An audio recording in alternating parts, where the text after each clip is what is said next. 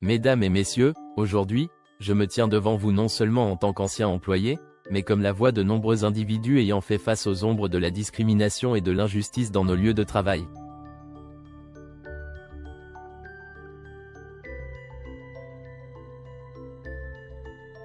Mon parcours de 6 ans chez Enercare, une entreprise reconnue ici en Ontario et membre de Brookfield Infrastructure Partners, a été marqué par des épreuves douloureuses. Je suis ici pour partager la vérité accablante de mon expérience en tant que travailleur noir, naviguant à travers un système qui, trop souvent, méprise la valeur de la diversité et de l'humanité.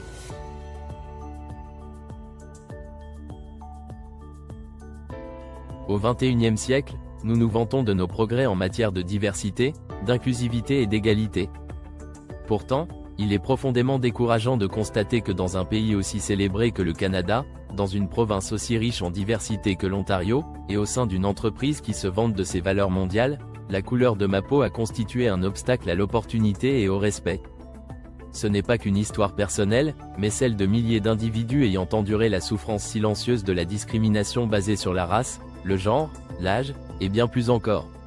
La détresse, l'anxiété et la dépression que j'ai vécues n'étaient pas de simples désagréments. Elles ont laissé des cicatrices émotionnelles profondes, me poussant à chercher une thérapie psychologique. J'ai atteint un point où je n'avais d'autre choix que de démissionner, un acte que je considère comme un licenciement constructif. J'ai quitté non seulement un emploi, mais un espace qui m'a fait sentir moins qu'humaine, moins que valorisée. Dans mon cœur, j'espérais que ma démission susciterait réflexion, dialogue et changement positif. Au lieu de cela, j'ai été accueilli par le silence. Après mon départ, j'ai eu le courage de faire part de mes préoccupations à Enercare, pour être informé d'une enquête indépendante, qui n'a toujours pas donné de réponse significative. Mes lettres enregistrées restent ignorées, résonnant comme un manque de considération et de respect, une continuation de la maltraitance que je cherchais à fuir. Suite à l'intervention d'un média local que j'avais contacté, Enercare s'est empressé de m'envoyer un courriel pour m'informer que l'enquête était terminée et que l'enquêteur indépendant n'avait trouvé aucune pratique discriminatoire, selon la Commission des droits de la personne. J'ai rédigé un message arguant que l'enquêteur n'était pas vraiment indépendant, ayant été choisi unilatéralement par Enercare sans aucun accord avec moi, ce qui m'a poussé à remettre en question l'impartialité de l'enquête. De plus, sa conclusion semblait biaisée en faveur de la narration de l'entreprise. Devinez quoi? Bien que le conseiller juridique m'ait conseillé dans sa lettre de le contacter pour toute question ou préoccupation, lorsque j'ai tenté de lui répondre, j'ai réalisé qu'il avait bloqué mon adresse e-mail, m'empêchant de lui envoyer quoi que ce soit. J'y vois un refus de communiquer, un manque de responsabilité et de respect envers ceux qui ont souffert. J'ai utilisé une autre adresse e-mail et mon message est passé. Il a ensuite répondu pour réitérer leur déni, affirmant qu'Enercare considérait l'affaire comme close. À ceux qui ont connu des luttes similaires, je vous exhorte à vous unir. Éclairons ce cancer du lieu de travail qui ronge notre dignité et notre espoir.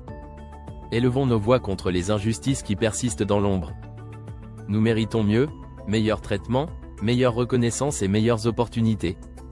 À Enercare, j'adresse un appel à la responsabilité.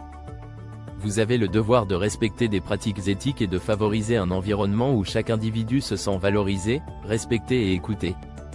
Votre silence en dit long, mais il ne doit pas être le dernier mot. Je vous invite à reconnaître l'impact de vos actions et à entamer un dialogue qui peut mener à la guérison, à la compréhension et, finalement, à la justice.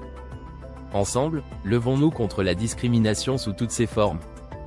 Plaidons pour le changement, non seulement pour nous-mêmes, mais pour les générations futures. Il est temps de transformer le silence en une symphonie de voix, des voix qui exigent respect, égalité et dignité pour tous. Merci.